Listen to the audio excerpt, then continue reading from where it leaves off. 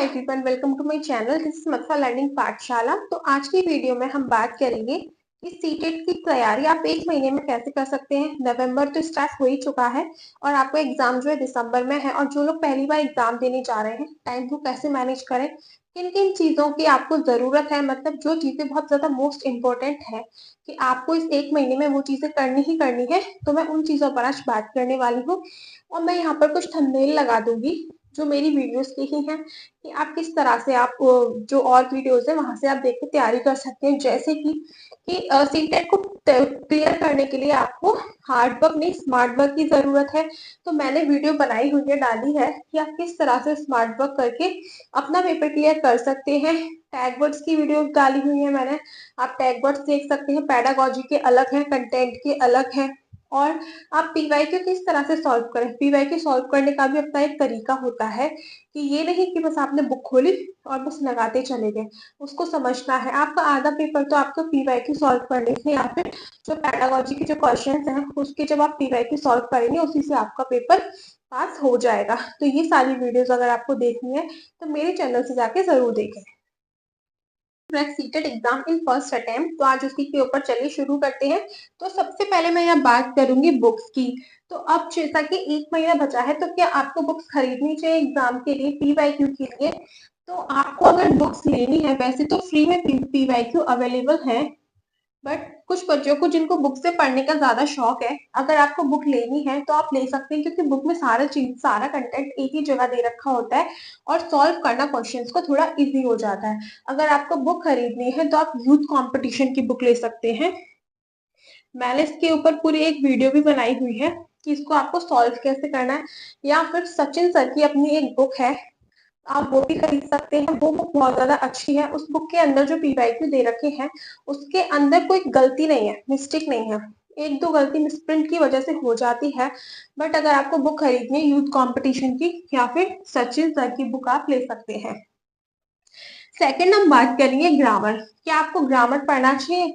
तो आप ग्रामर के पीछे बिल्कुल भी मत भागना, क्योंकि आप बचपन से इतना बेसिक ग्रामर तो पढ़ते आ रहे हैं कि आपको ग्रामर आती होगी। क्योंकि कोई भी सब्जेक्ट ले लीजिए आप, जैसे कि लैंग्वेज ले लीजिए, लैंग्वेज 1, उसमें आपका क्या होता है, 30 नंबर का आपका एग्जाम आता है। इसमें 15 नंबर आपके कंटेंट के होते हैं, उसमें पैसेज आता है वो, और आपके बाकी जो 15 नंबर बचे आपके पैसेज, ठीक है। और बाकी जो 15 नंबर है आपके, इसके अंदर आपकी पेडागोजी आती है। अब पैसेज के अंदर आपके 2 से 3 क्वेश्चन ही ऐसे होते हैं जो आपके ग्रामर से लिए जाते हैं। अब ये 2 से 3 क्वेश्चन के लिए अगर आप इतने सारे ग्रामर पढ़ने बैठेंगे तो आपका टाइम ही खराब करना है। तो आपको ग्रामर नहीं पढ़नी, क्योंकि बहुत बेसिक ग्रामर आती है जो आपको पैसेज के अंदर से ही चूज करनी होती है। तो वो आप कर सकते हैं, बचपन से आप ग्रामर पढ़ते आ रहे हैं, इसलिए ग्रामर के अगर आप क्वेश्चंस देखते हैं पीवाईक्यू के अंदर तो आप उनको देख के डरिए मत, सॉल्व करिए। सॉल्व करते करते आपको वो भी समझ आने लगेंगे और आप सॉल्व करना सीख जाएंगे। नेक्स्ट है पीवाईक्यू। पीवाईक्यू तो मोस्ट इम्पोर्टेंट है, इसके बिना तो आपका काम चलना ही नहीं है। पीवाईक्यू आपको लगाने हैं सीडीपी के, हिंदी इंग्लिश, जो आपकी लैंग्वेज आप चूज करेंगे। अगर आपने हिंदी किया हिंदी, इंग्लिश किया इंग्लिश, मैथ्स और आपकी ईवीएस। अगर आपका पेपर 1 है, पेपर 2 है तो आपका जो सब्जेक्ट है उसके पीवाईक्यू। पीवाईक्यू लगाने के बहुत सारे फायदे हैं। पीवाईक्यू आपको लगाने हैं, पीवाईक्यू आप या तो सीटेट के ऑफिशियल वेबसाइट से लगा सकते हैं या फिर फ्री में पीवाईक्यू आपको टेक्स्ट बुक से भी मिल जाएंगे। टेक्स्ट बुक आप ऐप डाउनलोड करिए, वहां पर आपको फ्री में अवेलेबल है, या फिर आप उसका जो है कोर्स वो परचेज कर सकते हैं। पेड भी है वहां पे पीवाईक्यू आपके, और फ्री में भी अवेलेबल है, ठीक है। पीवाईक्यू से आपको बहुत ज्यादा मदद मिलती है क्वेश्चंस को समझने में, क्वेश्चंस के पैटर्न किस तरह से पूछे जाते हैं, क्योंकि अब पहले की तरह क्वेश्चंस नहीं आते हैं, चीजें बदल गई हैं। तो इसलिए जितना ज्यादा आप पीवाईक्यू लगाएंगे उतना ही आपके लिए पेपर को सॉल्व करना आसान होगा। आप टाइम को मैनेज करना सीखेंगे, आपकी स्पीड इंक्रीज होगी। और एक गलती बिल्कुल मत करना कि आप पैसेज सॉल्व ना करें। पीवाईक्यू में बहुत सारे बच्चे होते हैं कि पैसेज को छोड़ देते हैं कि ये तो हम एग्जाम में देख लेंगे, तब आएगा तब क्लियर कर लेंगे, लेकिन नहीं, पैसेज में ही बच्चे अक्सर फंस जाते हैं। पैसेज एक ऐसी चीज है जो आपके नंबर बढ़ा सकता है और घटा भी सकता है। क्योंकि पैसेज बहुत लेंदी आता है, उसको पढ़ने में बहुत ज्यादा टाइम लगता है। ठीक है, अब टाइम लगता है तो आपकी उसके लिए स्पीड होनी चाहिए ना अच्छी। जितना ज्यादा आप पैसेज की प्रैक्टिस करेंगे तो आपकी रीडिंग की जो स्पीड है वो आपकी बढ़ेगी। तो इसीलिए मैं सजेस्ट करती हूँ कि पैसेज को बिल्कुल भी ना छोड़ें। जब आप पीवाईक्यू लगाएं तो आप अपना पूरा पेपर सॉल्व करें, पैसेज को भी साथ के साथ आप सॉल्व करें। नेक्स्ट आपका टेक्स्ट बुक अंडर 247, यहाँ से आपको फ्री में पीवाईक्यू मिल सकते हैं। टेक्स्ट बुक से अगर आप करेंगे तो ये बहुत ही बढ़िया एक ऐप है जो मैंने भी यूज किया था अपने एग्जाम के टाइम पे। टेक्स्ट बुक, इसमें आपको पीवाईक्यू भी मिलते हैं, आपके मॉक टेस्ट भी आप लगा सकते हैं। सबसे अच्छी बात, आपका कोई क्वेश्चन जब गलत होता है, हर क्वेश्चन के नीचे एक्स्ट्रा पॉइंट्स दिए जाते हैं उस क्वेश्चन से रिलेटेड, और कुछ एक्स्ट्रा भी दिए जाते हैं, तो आपको वहां से एक्स्ट्रा नॉलेज भी मिलती है। तो आप चाहे तो टेक्स्ट बुक से जाकर भी पढ़ सकते हैं। अगर आपने बुक खरीदी है तो आपको टेक्स्ट बुक की जरूरत नहीं है। इन दोनों में से कोई एक ही चीज आपको लेनी है, या तो आप बुक ले लीजिए या फिर टेक्स्ट बुक, दोनों में से कोई एक चीज, दोनों ही बेस्ट रहेंगी। सिलेबस, सिलेबस आपको ध्यान में रखना है, लेकिन सिलेबस ध्यान में रखने के साथ साथ अब आपको टॉपिक पर ज्यादा फोकस करना है। वो इसलिए क्योंकि सीबीएसई ने जो बोल रखा था कि आपका जो सिलेबस है वो एनसीईआरटी बेस्ड आएगा। जैसे कि पेपर 2 है तो 6 to 8 तक की एनसीईआरटी आएगी, एंड पेपर 1 के लिए 1 to 5 तक की। लेकिन अब जो क्वेश्चन आते हैं ऐसे टॉपिक्स में से लिए जा रहे हैं जो टॉपिक 8th क्लास की एनसीईआरटी से भी अलग है, जैसे कि 9th या 10th क्लास की एनसीईआरटी में से पूछे जा रहे हैं, चाहे आपका एसएसटी हो सब्जेक्ट पेपर 2 में या फिर साइंस और मैथ्स हो। तो आपको पीवाईक्यू लगाएंगे ना, तभी ये चीज पता चलेगी कि कौन सा टॉपिक आया है और ये किस बुक के अंदर दिया गया है, क्लास 8th का है या 9th का है। तो इसलिए सिलेबस के साथ साथ जो मेन मेन टॉपिक्स हैं उन पर भी आपको फोकस करना है, उनको भी आपको ध्यान में रखना है। इसके लिए आप साइड में अपना एक पेपर पे लिख के नोट्स बना सकते हैं कि कौन कौन से टॉपिक्स हैं जो ज्यादा पूछे जा रहे हैं, तो सबसे पहले उन्हीं टॉपिक्स पर आपको फोकस करना है। नोट्स आपको शॉर्ट नोट्स बनाने हैं।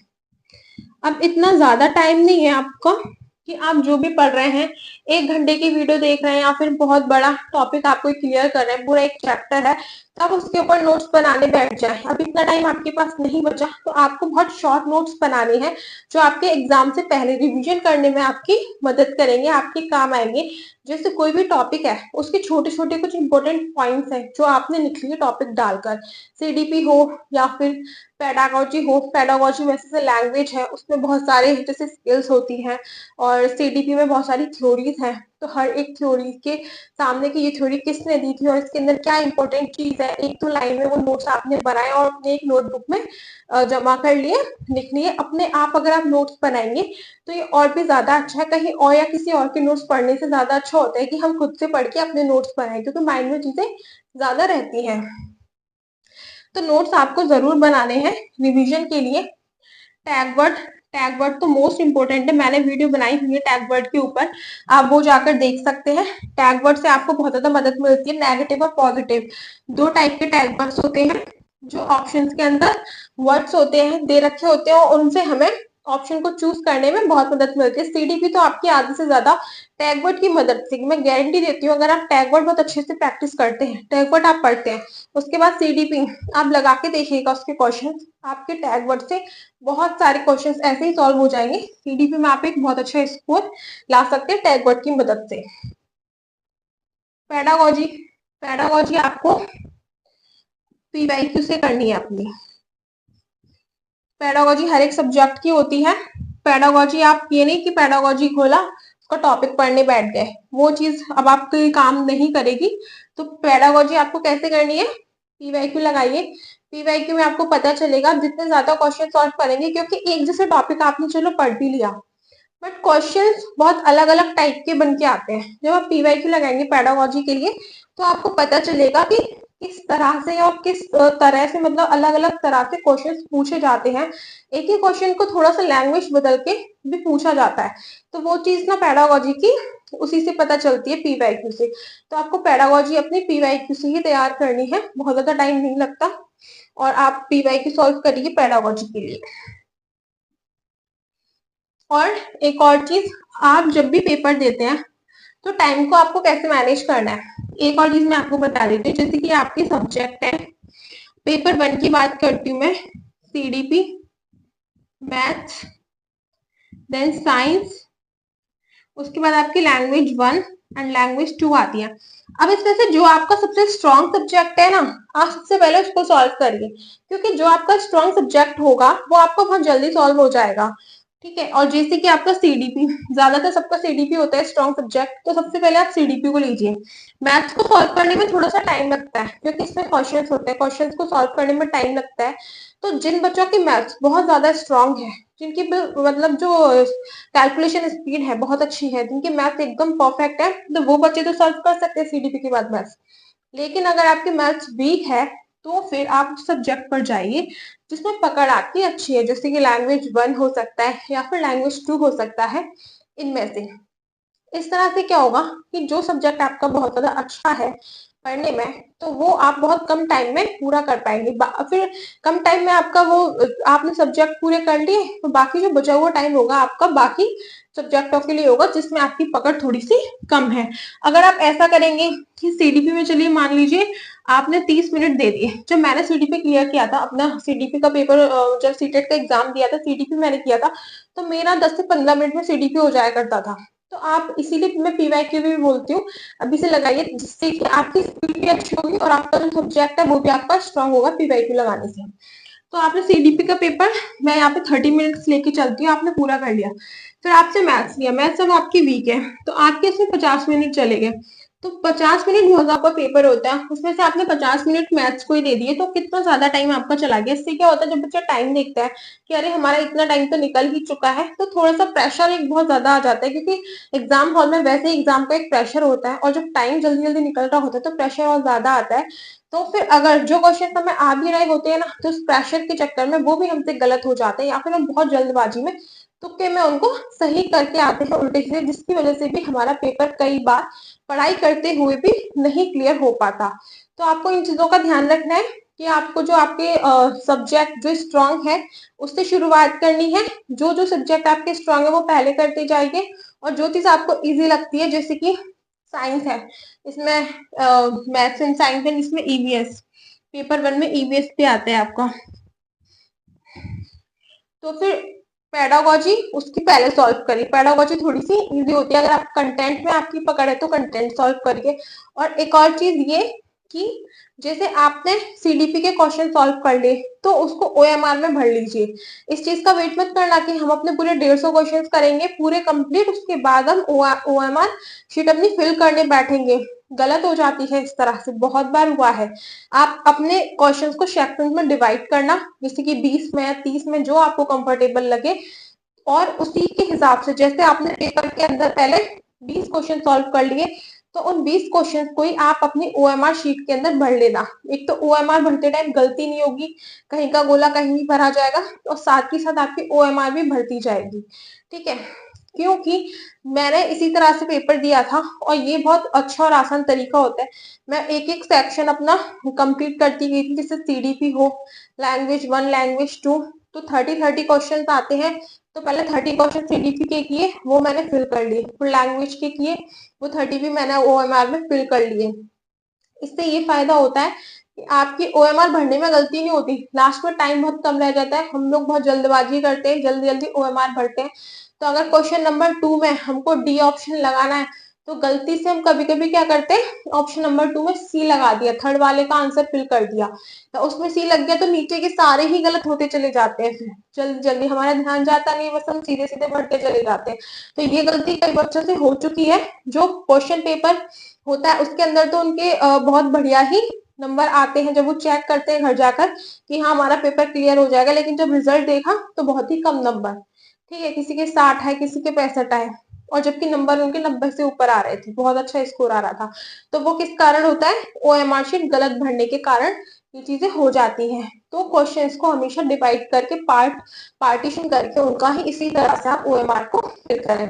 वीडियो अच्छी लगी हो तो लाइक और शेयर कर देना। जिन लोगों को ऐसी वीडियोस की जरूरत है या जो लोग पहली बार सीटेट के एग्जाम दे रहे हैं या फिर 2 से 3 बार देने के बाद भी पेपर पास नहीं कर पाए हैं, तो ऐसी छोटी-छोटी टिप्स उनके लिए बहुत जरूरी है। थोड़ी सी भी इंफॉर्मेटिव लगी हो, चैनल पर पहली बार आए तो सब्सक्राइब कर देना। बाकी और वीडियोस अगर आपको देखनी है सीडीपी के जो कंटेंट है, उसके टॉपिक्स है ईवीएस की, एसएसटी की, तो वो भी आप मेरे चैनल से देख सकते हैं। मिलते हैं नेक्स्ट वीडियो में, तब तक के लिए बाय बाय।